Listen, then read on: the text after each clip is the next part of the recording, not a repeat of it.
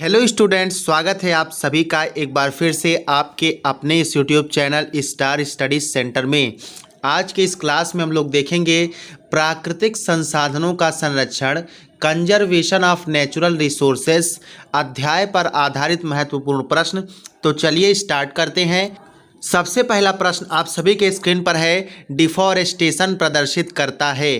Class शुरू होने से पहले आप सभी से एक रिक्वेस्ट है हमारा कि आप सभी लोग जब भी क्लास देखने बैठिए तो अपने साथ एक कॉपी और पेन जरूर लेकर बैठिए। तो पहला प्रश्न है, डिफॉरेस्टेशन प्रदर्शित करता है यानी कि वनों की कटाई, मृदा संरक्षण, ग्लोबल वार्मिंग, मृदा संरक्षण, दोनों ए और बी। यहाँ पर देखिए ऑप्शन ए जो मृदा संरक्षण लिखा गया है, यहाँ पर मृदा अपरदन होगा, सॉइल इरोजन होगा। क्या मृदा अपरदन होगा? सॉइल इरोजन होगा।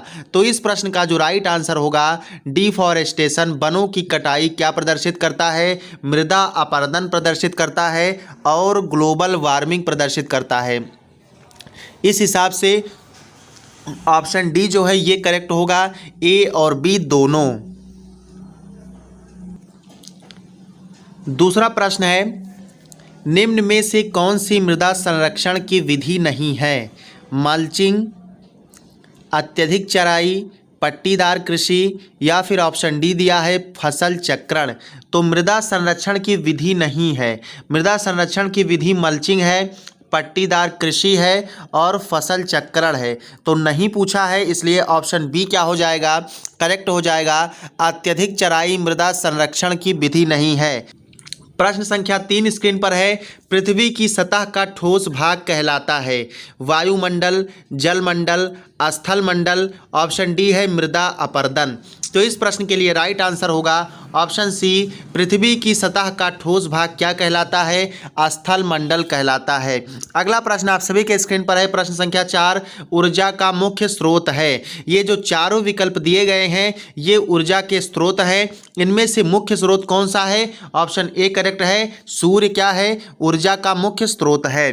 प्रश्न संख्या 5 स्क्रीन पर है, पुनर्वनीकरण यानी कि एफॉरेस्टेशन होना चाहिए। एक्सोटिक जातियों के साथ, एक्सोटिक यानी कि विदेशी जातियां, ऑप्शन बी है इंडिजीनस जातियों के साथ, इंडिजीनस यानी कि देशी स्वदेशी कह सकते हैं, ऑप्शन सी दिया है बांस के साथ, ऑप्शन डी दिया है यूकेलिप्टस के साथ। तो एफॉरेस्टेशन ना तो यूकेलिप्टस के साथ होना चाहिए, ना तो बांस के साथ होना चाहिए और ना ही एक्जोटिक जातियों के साथ होना चाहिए, बल्कि ये इंडिजीनस जातियों के साथ होना चाहिए। ऑप्शन बी क्या होगा?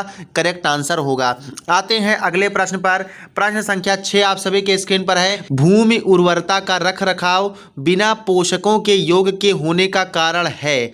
बाढ़, फसल अवशेष, अनुकूल तापमान एवं जल, और ऑप्शन सी दिया है सूक्ष्म जीवों की क्रियाशीलता। तो इस प्रश्न का राइट आंसर होगा, भूमि उर्वरता का रखरखाव बिना पोषकों के योग के होने का कारण क्या है? सूक्ष्म जीवों की क्रियाशीलता है। आते हैं अगले प्रश्न पर। प्रश्न संख्या 7 स्क्रीन पर है, निम्न में से कौन सा वनोन्मूलन का कारण नहीं है? झूम खेती, बांधों का निर्माण, सड़कों का निर्माण या फिर ऑप्शन डी है वनारोपण। तो इस प्रश्न के लिए राइट आंसर क्या होगा? ऑप्शन डी करेक्ट हो जाएगा। वनारोपण वनोन्मूलन का कारण नहीं है, बाकी सब वनोन्मूलन के कारण है। प्रश्न संख्या 8 स्क्रीन पर है और ये प्रश्न जो है यूपी पॉलिटेक्निक प्रवेश परीक्षा 2021 में पूछा जा चुका है। ग्लोबल वार्मिंग का मुख्य कारण है CO2, CH2, H2 या फिर CH4। तो इस प्रश्न के लिए राइट आंसर होगा option A, CO2 carbon dioxide global warming का मुख्य कारण है। आते हैं अगले प्रश्न पर। प्रश्न संख्या 9 स्क्रीन पर है, वन महोत्सव मनाया जाता है जनवरी एवं फरवरी में, फरवरी एवं जुलाई में, मार्च एवं अप्रैल में, ऑप्शन डी दिया है दिसंबर एवं अगस्त में। तो प्रश्न संख्या 9 का सही विकल्प ऑप्शन बी होगा, वन महोत्सव फरवरी एवं जुलाई में मनाया जाता है। अगला प्रश्न है, संसाधनों का अतिदोहन ओवर एक्सप्लॉयटेशन एक चेतावनी है?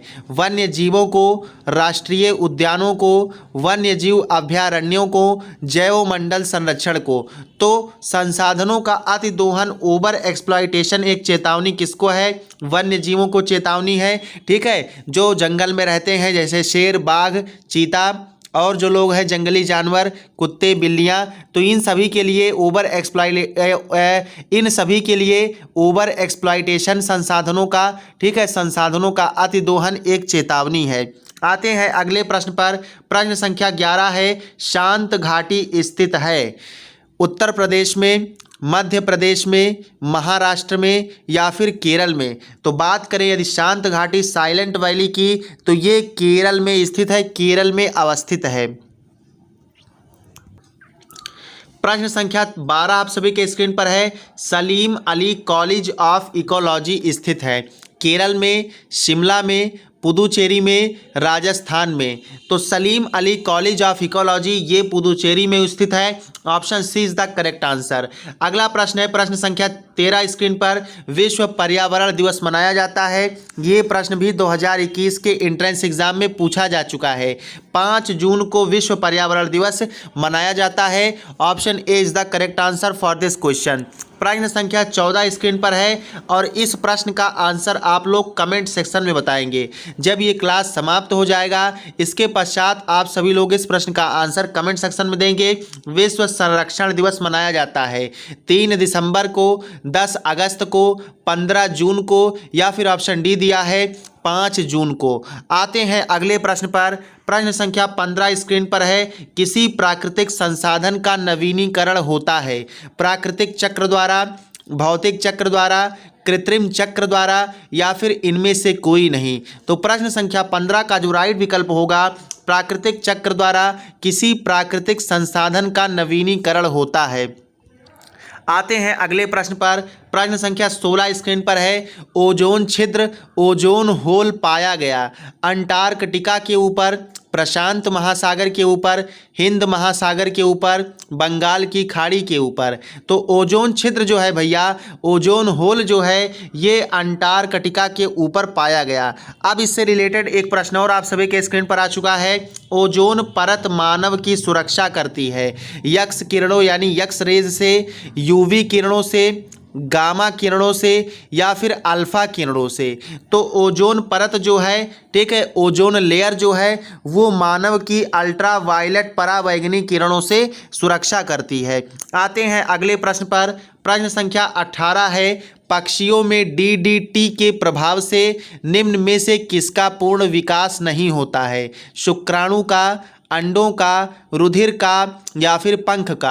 हमने डीडीटी का फुल फॉर्म बताया है हमारी पिछली वीडियोस में। जिन लोगों ने नहीं देखा है वो जा करके सभी वीडियोस देख ले, अगर एंट्रेंस एग्जाम में अच्छे मार्क्स गेन करना है तो इस प्रश्न का राइट आंसर होगा ऑप्शन बी, अंडों का पूर्ण विकास नहीं हो पाता है। अगला प्रश्न है प्रश्न संख्या 19 है, कार्बेट राष्ट्रीय उद्यान स्थित है आंध्र प्रदेश में, मध्य प्रदेश में, उत्तराखंड में या फिर राजस्थान में। तो बात करें कार्बेट राष्ट्रीय उद्यान की, तो ये उत्तराखंड राज्य में स्थित है।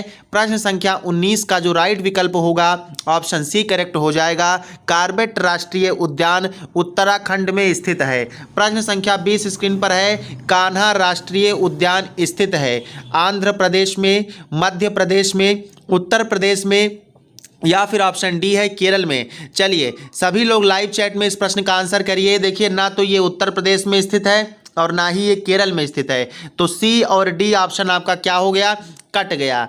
अब या तो ये आंध्र प्रदेश में स्थित है या तो फिर ये मध्य प्रदेश में स्थित है। तो क्या होगा इस प्रश्न का राइट आंसर, क्या होगा? बहुत बढ़िया, कई लोगों ने इस प्रश्न का राइट आंसर करने की कोशिश की है। तो प्रश्न संख्या 20 का कान्हा राष्ट्रीय उद्यान भैया मध्य प्रदेश में स्थित है। कहाँ पर स्थित है? मध्य प्रदेश में स्थित है। आते हैं अगले प्रश्न पर।